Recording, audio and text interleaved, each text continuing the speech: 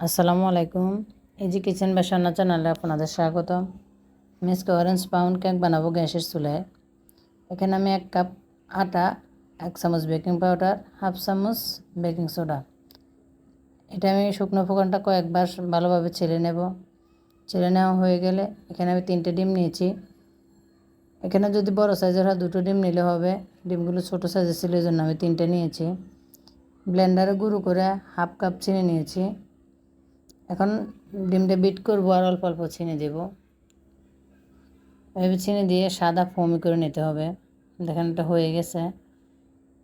এখন orange emulsion দিয়ে দেব, সামান্য একটু ইয়েলো কালার, 1/3 কাপ তেল, আরেকবার একটু বিট করে নেব।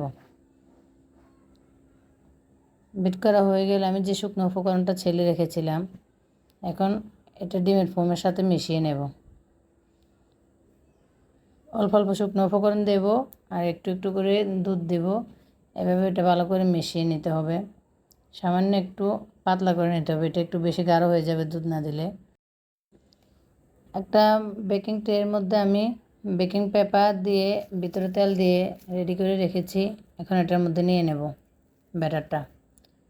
ওখানে আমি গ্যাসের চুলায় একটা পাতিল গরম করতে দিয়েছি অনেকক্ষণ, উপরে সিলভারের ঢাকনা দিয়ে অনেকক্ষণ গরম হয়েছে, 10-15 মিনিটের মতো মৃদু আঁচে রেখেছি। আমি কেকটা যতক্ষণ রেডি করছি ততক্ষণ এটা গরম করতে দিয়েছি। দেখুন উপরে অনেক সুন্দর কালার আসছে।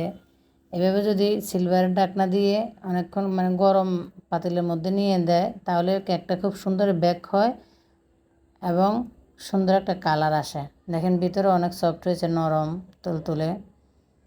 কেকটা হয়ে গেছে 30 মিনিটের মধ্যে, কেকটা হয়ে গেছে, অনেক সুন্দর কালার আসছে। আসসালামু আলাইকুম।